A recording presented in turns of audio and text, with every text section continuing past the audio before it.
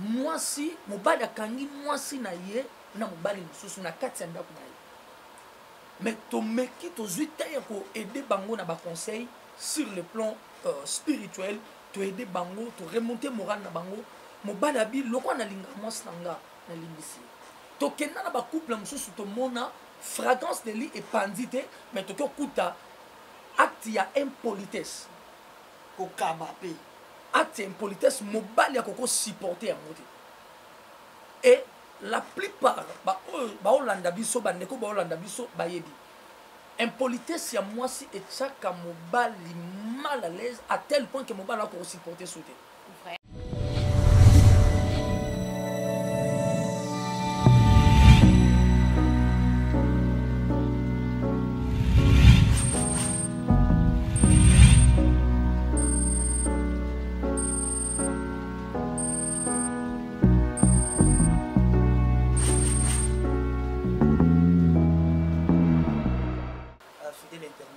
Chers téléspectateurs, enfants de Dieu, nous vous rendons infiniment grâce parce que vous êtes très nombreux de nous suivre sur Marie Chapeau TV, la chaîne des références, la chaîne qui vous donne toujours des actualités, la chaîne qui vous donne toujours la possibilité de suivre toutes les informations de la République démocratique du Congo en général, mais également de la ville-province de Kinshasa en particulier.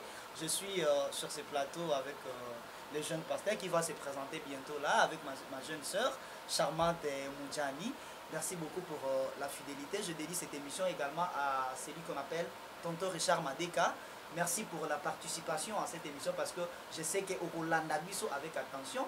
Merci à celui qu'on appelle Mademoiselle Blandine Benazo depuis les États-Unis. Merci pour la considération. Toto Zaza, merci pour les images. Les cordons Jupes, merci également pour la considération et la réalisation. Je crois, je vais présenter cette émission à notre jeune pasteur. Bonjour, pasteur. Bonjour, mon frère. Vous allez très bien. Ouais, je vais très bien par la grâce de Très Dieu. bien habillé. Merci. Avec l'onction du Saint-Esprit. Merci. Ça nous rend vraiment aux aises. Pouvez-vous vous présenter au coquille pour ça, la présentation dans mon c'est pour les enfants de Dieu qui te suivent partout. Ok, je me présente. Je suis le révérend prophète Tony Lekaflam, la réserve stratégique de Dieu. Je suis représentant légal du ministère international prophétique Tabernacle de Winners. Je suis le fils spirituel de l'apôtre Mbo. Merci beaucoup pour cette belle présentation. Ça nous va au cœur. Vous avez dit la réserve de... La réserve stratégique de Dieu. Oh là là, c'est vraiment très intéressant. La réserve stratégique de Dieu. Ça veut dire quoi? Vous savez, ces derniers temps, il y a plus de serviteurs de Dieu. Sur les plans prophétiques, nous avons des aigles et il y a aussi des faucons. Et c'est pourquoi, pour mieux se différencier, et Dieu m'a inspiré ces noms-là, parce que nous sommes de réserve, pas n'importe quelle des réserves, parce qu'il y en a plusieurs sortes de réserves. Mais nous sommes de réserve stratégique de Dieu, parce que nous allons amener une vision nouveau que le monde n'a jamais vu, que le monde n'a jamais écouté. Donc c'est pourquoi le Seigneur m'a inspiré ces noms-là. Je me suis présenté partout avec ces noms-là, parce que nous allons amener une force, nous allons amener une puissance, quelque chose de nouveau dans l'évangile que le monde n'a jamais vu. Donc, merci beaucoup. C'est un peu ça. Merci beaucoup. La réserve stratégique de Dieu. Merci. C'est vraiment très intéressant. Charmat, a ajouté quelque chose? Ah, papa, non, il n'y a rien d'ajouter. Non, tu vois que j'ai les réserves, tu vois, disons, oh, il y a Simon à Bossé. Bon, comprendre, mais nous sommes venus avec notre prophète, Tony Flamme, mais nous sommes là chez lui.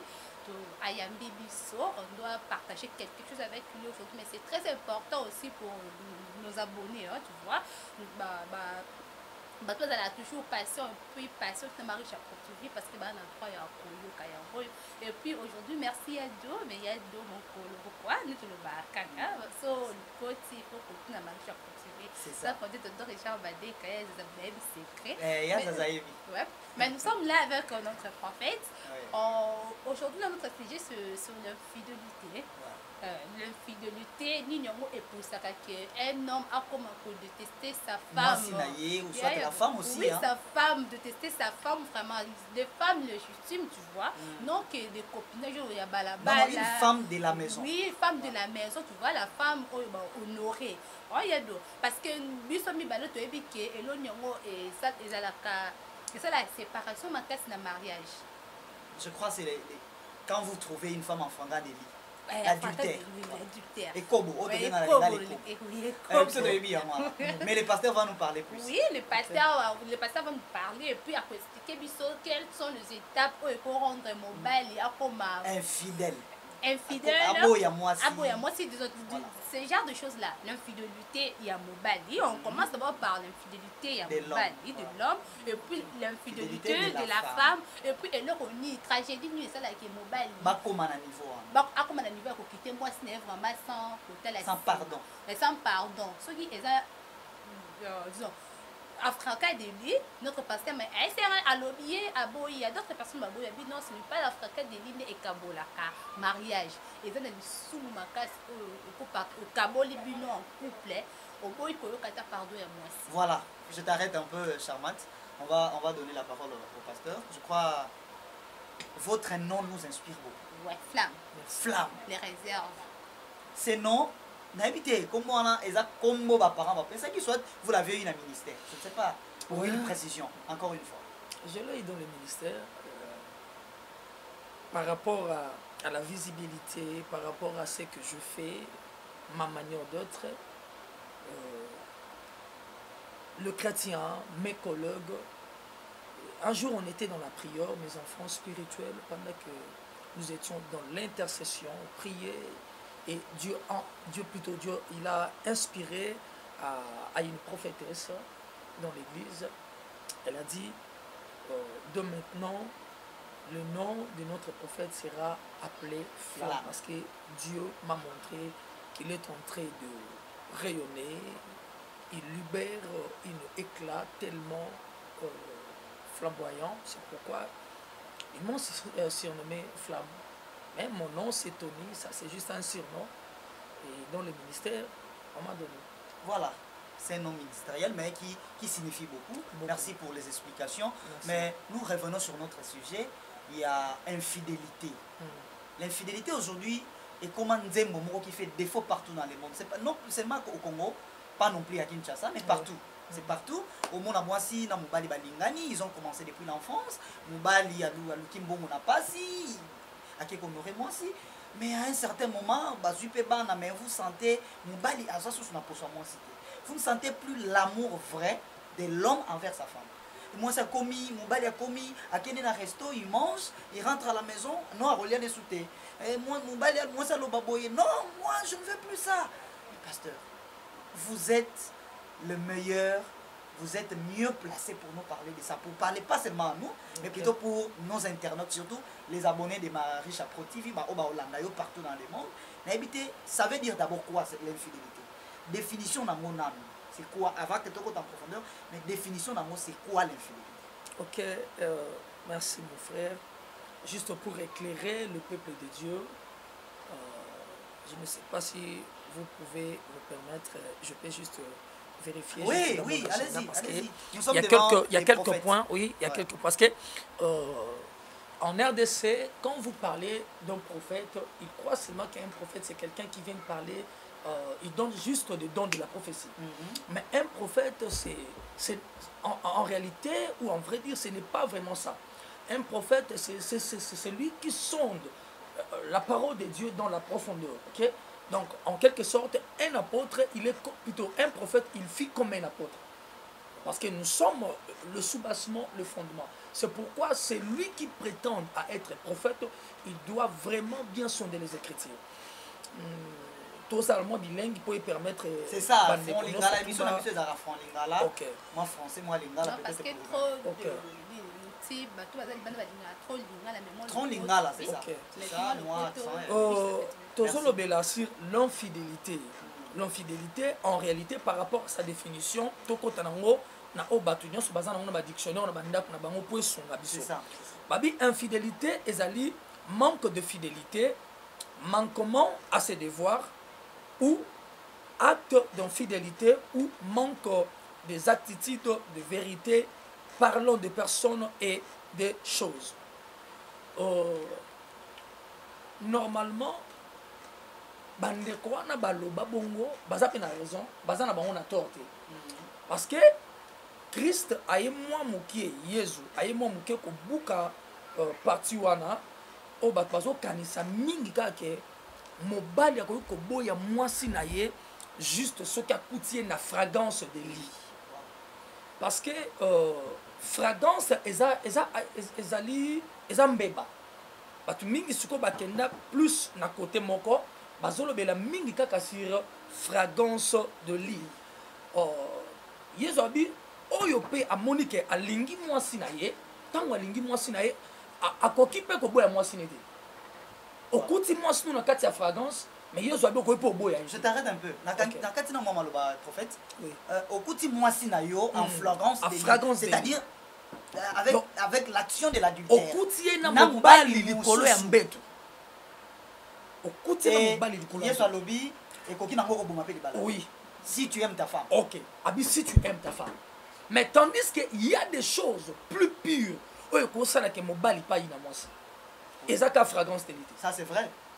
Il y a des choses plus pures koleka kutuana. Peut-être batebele d'après bango juste manière au bango bakanise la rende bazwe la parole de Dieu, je ne sais comment, mais pendant que l'amour est là, ils ont la capacité il y a aussi porter ba acte mususu. Mais attention, Salomon zolo balobi na place au fanda na mwasi oyo azali ya biloba loba vomi kutoki no kovana na suka ya ndako. Donc ça veut dire c'est juste un proverbe. C'est juste un proverbe. Oh, le bien belé. Et le bien belé. Et ça n'a pas point. Oh, il y a quelques points. Tels que, par exemple, point, il y a impolitesse vers son conjoint. C'est quelque chose peut-être. Bandeko Bolanda Bisso, permettez-moi s'il vous plaît, surtout Bassi à Europe. Pasteur, s'il vous plaît, dans 4 surprises. Ok. Dans le Bible, il y a le Bible que. Afranka de lui, eza lisumu oyo mobali ako kabwana na mwasi na ete. Mais na mibali balobaka lisumu makasi okomine. Voilà. Commune et ko permettre couple et kabwana. Eza afranka de lui. Disons ça tolo bango bongo et kobo. Surtout côté ya mwasi. Mwasi. Mais yo boyi yango le bango non eza bongo te. Parce que okopesa biso ba raison. Oyo et ko kabola mwasi na mobali. C'est pourquoi Naza déjà na kati ya point. Voilà. Déjà na kati ya point. Na autre pour invoquer point il y a impolitesse. Tous en ba expérience auto vivre parce que tant que ministre de Dieu to kenda na ba couple toujours sunga bango na ba conseil. To kuta na ba couple mususu papa mwasi mobali akangi mwasi na ye na mobali mususu na kati ya ndako na ye. Mais to meki to zuita ya ko aider bango na ba conseil sur le plan spirituel, to aider bango to remonter moral na bango mobali abi loko na linga mwasi nanga na limbisi to kenda na ba couple mususu to mona fragrance de lit et pandite mais to ko kuta acte ya impolitesse ko kabape acte ya impolitesse mobali ya ko supporter ya moté et la plupart ba Hollanda biso bandeko ba Hollanda biso bayebi impolitesse ya mwasi et chaka mobali mal à l'aise à tel point que mobali a ko supporter sauter. Vrai? Mobali a ko rolia suna ndako ne moko te. Mbongo yi moko atikaka, ndako yi moko afutaka. A ko rolia la susu wana te. Juste à cause d'impolitesse. Mobali a ko kota, mobali a bimaki, mwasi ole aluka ye batake mobali nanga kene wapi. D'après tant atali kaka er na ya calculer que mobile nanga ero ya yaka aleki siango juste mobile aka na besoin ya kay na ye. Tu peux même demander à ton mari papa obimaki journée le kindeni mais mobile ya okota na kokota mobile yo longwe na salon okoti na kati ya chambre beti porte boum déjà muto abimaki oyebi journée ndenge ezaki te il faut sangi c'est kimia tango luka aya atu na yo omona ba langage insolent. Soyez biloko bongo et sali autant des années na bateau mususu baza penza na ba cœur ya supporter. Ce sont des choses oye to moni yango ebele et pandi ba couple na 98%. Nazoloba loko la ministre de Dieu et étant comme responsable tout ça pour encadrer ba couple tout monde il y a impolitesse et pandi couple ba pandani à cause impolitesse papa plus que en fragrance délit. Plus que fragrance délit. Bandeko ba Hollanda biso na kati émission na temps oyo bazo reconnaître que madame prophète azoloba ce sont des choses vraies. Mobali akuti mwasi na ina fragrance délit. Atali na linga mwasi tanga. Alimbi c'est parce que aibi banda to vanda na mwana mwasi oyo. Non na kutena parce que bolingo wana kozala kaka. Et kozala. Makasi pene zaleni. Ndenge zaki liboso. Et kozala pourquoi parce que mobali oyo aza mutu ya solo ndenge nzamba kelie il doit faire juste autre baka la réflexion à d'autres termes to benga ngo méditation profonde. Méditation profonde. OK, il doit juste contrôler na lukana iba pourquoi moi si na comité na niveau akenda ko sala likambo. Voilà. Peut-être nazo satisfaire yete. Peut-être na salé loko moko peut-être ce qui va juste un dialogue normal et que à sentir que est coupable na mutu aza conscient. À quoi pardonner? Pourquoi pardonner? Bon, impolitesse, c'est pas pourquoi pardonner. Impolitesse, c'est quelque chose, je ne sais pas. Donc, ils ont manque d'éducation. Ok? Manque d'éducation. Moi, si j'ai éducation et malam, t'es base, c'est ça malam. Tu en as combien de sortes impolitesse? Ceux qui ont raté éducation dans la famille, une école, ceux qui soit l'église. Ceux qui ont raté la paix. L'éducation, on bénéficie. Place wana et puis nous on a combien de sortes? Parce qu'une femme a goya nanda ko charmante, je t'arrête un peu. Moi ça goya nanda. Yo tango yeba ki elle était très séduisante. Pour monier, moi si nanga je t'aime, aux bien. Et ça na mukolo moko te peut-être otikala ko découvrir que ma femme était polie. Mais boye nanda ko boye non. Boye nanda ko impolitesse c'est comme de plus en plus aigu. Mobali a ko supporter en souté. Et comme il a un niveau qui est pendant les balles, plus qu'adultère, je crois. Mais est-ce que tu ne peux pas faire une chose, n'est au pardonner, et comme beaucoup de gens que ils ont vraiment. Et le roman, il y a salité, mais au limbi, c'est un bon impolitesse. Ma soeur, à l'autre côté, il y a combien de sortes d'impolitesse? Est-ce qu'il y a une impolitesse, ils ont mérité pardon? Les gens impolitesse, ils ont mérité pardon. Ils ont manqué au respect. Eh, n'est-ce qu'il y a qui boye? D'ailleurs, qu'il y a yopé. Eh, au sali boye, l'omba kuna ya yopé. Donc, Oboyi parce qu'elle a manifesté. Ok, merci. Vous pouvez juste nous aider. Togo Kindabongote, quand même, entrer dans la parole de Dieu et ça la paie bien. Ouais. Tozui Mukanda, Bandeko Baolanda Biso, Tozo soit Mukanda ya Ecclésiaste chapitre 7. J'aime plus la parole de Dieu. J'aime la parole de Dieu. Comme blum soutan Tozo lo bango, photo luka, Tozo ngaka, to sonde écriture et aux alamalam. Ecclésiaste chapitre 7, Tobandina verset 14, ça sera mieux. Pasteur, moi je vais t'aider. Natanga yango parce que pasteur a inventé. Oui, pasteur a contre. Natanga. Olobi Ecclésiaste chapitre 7, verset combien? Commençons à partir du verset 14. Verset 14, verset 16. Ok. Je lis au nom de Jésus. Hein? Amen. Balobi, au jour du bonheur, sois heureux, et au jour du malheur, réfléchis. Dieu a fait. Oh my God. Ok? Ok, malembe. Ok. Babi mukolo esengo, c'est là. Mais mukolo ya mawa, hein? Ya pasi, babi fanda banda ko kanisa. Ok, vous pouvez continuer. Dieu a fait l'un comme l'autre, afin que l'homme ne découvre en rien ce qui sera après lui. Ok. Vous pouvez continuer. Je vis tout cela pendant les jours de ma vanité. Il y a tel juste qui périt dans sa justice et il y a tel méchant qui prolonge son existence dans sa méchanceté. Ok. À la fin, la Bible dit quoi? Ne sois pas juste à l'excès. Ok. Et ne te montre pas trop sage. Pourquoi te détruis? Oh là là. Pourquoi te détruis-tu? Pourquoi te détruirais-tu? J'espère bandeko bolanda biso banzwa temps ya komanula maluba o malam Ecclésiaste chapitre 7 à partir du verset 14, je crois bien jusqu'à 16e verset. Retiens juste le verset 16. Ne sois pas juste à l'excès. Même la Bible... Ok. Voilà. Même la Bible dit tout excès nuire. Oui, voilà.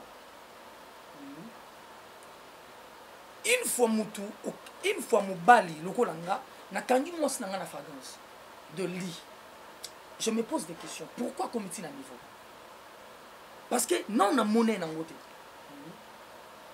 Mais l'impolitesse c'est quelque chose par rapport à l'éducation ba pesi mutu base. Donc manque ya base, ya ba résultat positif au mutu lokola mwasi akoyo kozala malam pour vivre na kati ya limala. Mais tant que mwasi pour le moment à sali foyer na yo mobile. On n'avait plus d'enfants. OK. Peut-être que ça a payé une chance pour naïe à se rattraper. OK. Rattraper l'éducation na. Bon tu n'as question mon quoi par rapport il y a ba sorte il y a ba impolitesse. Voilà.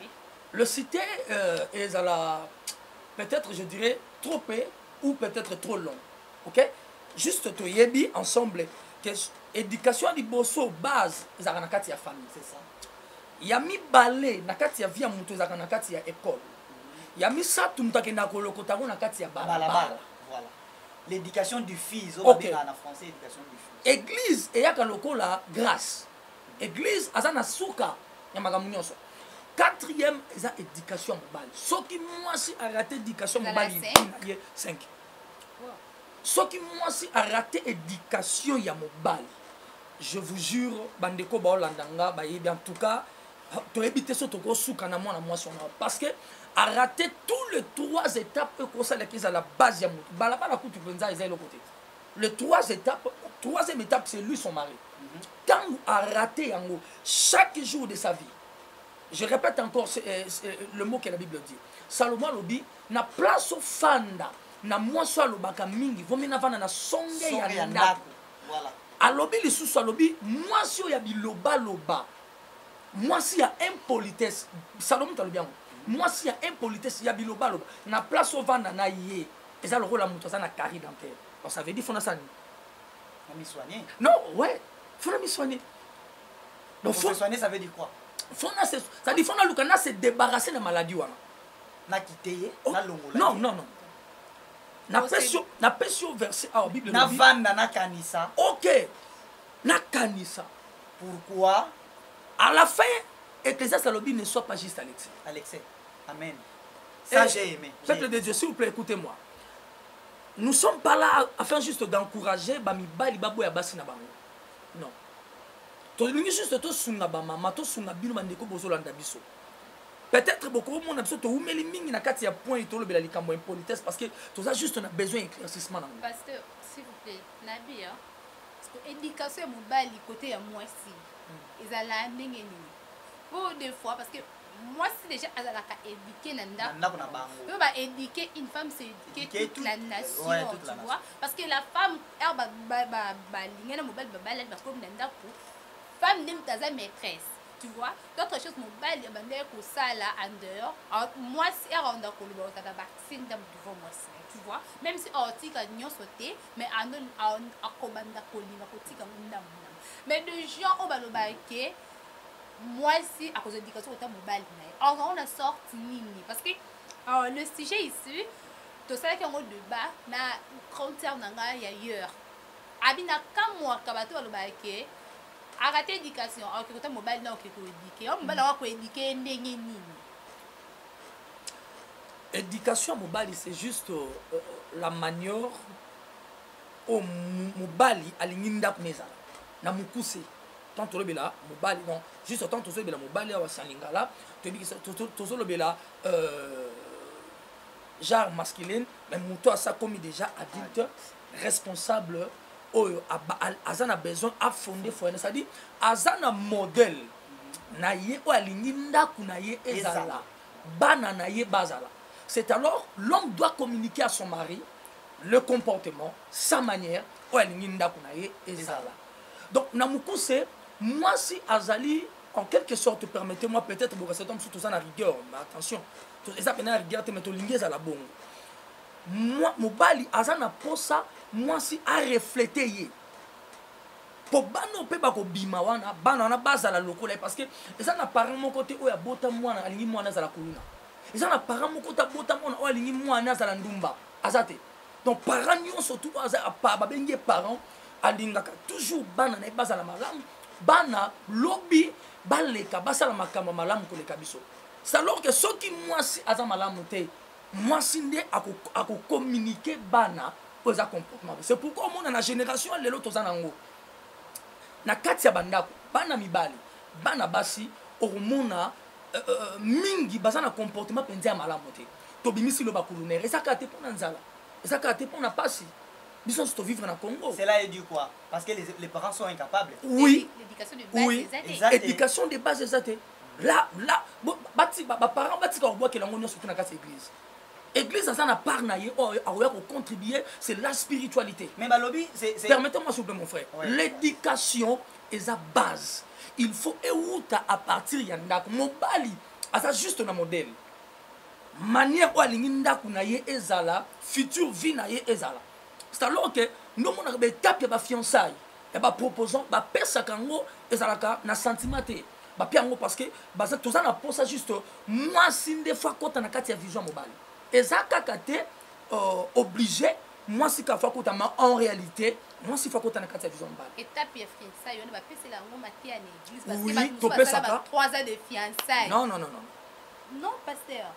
Parce que disons non, on n'est pas disons nous sommes là pour éclaircir de gens au baye makamte bazala na des fois ba nous sous bazwa kama na sens B nous que ça sens A tu vois du genre que sens A est que moi si faut tout ça mobile OK mais mobile moi si à cause d'éducation et pas mobile mais la sens B moi si à éviter que mobile à quoi éduquer tu vois l'éducation au biso to penser que au ba parents na biso ba pesa ka biso eza oyo mobali pe akopesa nga tu vois quand oyo ka ona tu t'en fous de ça tu vois na sens na opesa nga éducation biso to balanika pona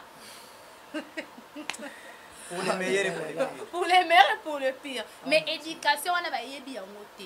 Quand j'ai l'opportunité de découvrir aux côtés à notre prophète Fly, je dois y savoir plus. Na sens suana bateau bazwaka les cambiens na sens A batango na sens B. OK. Bamso ça la fiançailles 3 ans. On s'est na 3 ans bon ba na ka ine elle ça qui rend na mobile wana. Sina yeba ki na ba na ngopé za déterminer prophète. Ya fiançailles. Oh dirait à fiançailles en réalité ça ka déterminer mais sauf que to boyaka ba couple ba ki ba mais là sinon te ba OK. Lokola bana nzambe to boyaka ba ki ndiko kwena kati Congo. Et c'est pourquoi moni na ba net biso na biso to linga pinza rigueur ezama to plutôt to linga tant et que ne pinza mula immunité peut-être so to moni que mobali parce que to zo vivre na kati Afrique to ba condition ya Congo ndenge ezali ba difficulté ezali peut-être ce cas du temps qu'on s'est préparé belé peut-être 2 ans parce que tangu mobali oui maman ezali na kati ba chrétien c'est pourquoi zo mona to zo linga ba fiançailles et comme na niveau ba 450 toujours l'ingelango pensez comme on a niveau on a été OK donc tout ça juste on a besoin que peuple de Dieu ba mekamom que comprendre biso et ça parce que tout ça na rigueur s'il vous plaît Bible zolo babu maintenant zonga juste on a quatre sujet na biso pour tout la fidélité c'est ça pour ça to bungi OK et bungi ça peuple de Dieu Bible zolo ba femme soyez soumise voilà devoir ya makasi au moins ça na c'est la soumission za bo muté mama yo mto landa biso soumission za boumuté eza boumuté donc c'est quelque chose c'est la nourriture de l'âme de l'homme oyo mwasi akolesa mobali na c'est la soumission on a combien de sortes de soumission comme moi soumission ba yo ba soumission boni yo ki makamna mabenga na sambelela ka yo ke boîte ngana sambelela ka yo yoni nyongo ndomoni place to kota wana za ba femme folle OK ba femme folle OK permettez-moi s'il vous plaît. Moi, je suis dans la parole de Dieu. Amen. Ce n'est pas les insulter. Dans la parole de Dieu. Non, ce sont des femmes folles. Oyo, na kati ya balampe na bango, bake ko utiliser mafuta nyon surtout. Basili si mafuta, babosani que le fiancé, le pou, il va venir. Faut pas aussi li sa ba cartouche na yo nyon surtout libanda. C'est pourquoi on dit toujours sunga to lingi ba fiancé ye ou la raté. Est-ce que aujourd'hui la vraie femme existe? Ce qui moi c'est malonga hasard pour nani impolitesse ou anezala parce que yo lobeli plus sur l'impolitesse que plus na fragrance les li au bien fragrance les li ba ko pardonner na bango mais l'impolitesse loko les outils na base Mais Fréquence de l'élite, tout le monde a rappelé tel père, tel fils. La carré dentaire, donc sous quand on a fait balongola. Balongola mino kaka. Ok. Est-ce que vraie femme wana, comment faire pour découvrir moi si wana impolité ces alaté, fragrance de lit parce que yo wana mutolobi mengate. Ba qualité wana. Parce que ce que na commencement ya ndenge ta nzamba keli moi si. Nzambe Bible détaille biso que Adam alala ki pongi. Ando tete mto kokolo ba nzamba bomaki emisu. Mais tant que Adam a fongoli misu, il a vu Ève. Alobaki tekete. Tolo onga na linga ngote. Alobi oh là là. Wow. Voici l'os de mes poème wana. Oui, pour Bobiniso, ils ont la souka émission. Souka émission oui, yamona lingaki na lobaki. Tu vas m'excuser pour cette question na tout nana que quelle est la vraie femme? Moi si wana il faut azala ndenge nini parce que ce que zongi na kuna ne bandeli Adam n'a pas précisé que miso oyo nzambe a viende ngosali yango yango te ba sili wana ngana lingaki ngana lingaka basi pena ya acoustique non Adam n'a pas dit ça Adam a dit voilà l'os de mes os. Maintenant de nos jours il a dit cette fois-ci on l'appellera cette fois-ci l'os de mes os, chair de ma chair. Voilà, de nos jours, pasteur. Parce que dans les vous a marié, je ne sais pas. Vous a marié, mais n'a habité, est-ce que koloba parole ou wana? Ok. Voilà cette fois-ci. L'os de mes os, la chair de ma chair. Quelle est la vraie femme? Pour conclure cette émission, pour finir cette émission. Quelle est la vraie femme? Pour ne pas tomber sur l'infidélité. Quelle est la femme qu'il faut? N'a habité, il faut qu'elle soit comment? À vous la parole. En tout cas, nzamba pa mo papa. Amen. Eza mutuna moko ya kitoko makasi ozo sunga bana nzambe nyoso ba olanda biso surtout ba papa. Surtout ba papa. La première des choses, Adam banyama babanda ekoya. Tant banyama bazoya, Adam kali komona ressemblance na été. Et pardon, il se sent découragé. Parce que mon muto ya ko partager intimité zati. Voilà. Bandeke, banyama, banzete, mai. En réalité, na ko kité ko décourager papa pana bisa bango ke botika koluka. Eza le rôle la motoyer ou ndi fois tambola.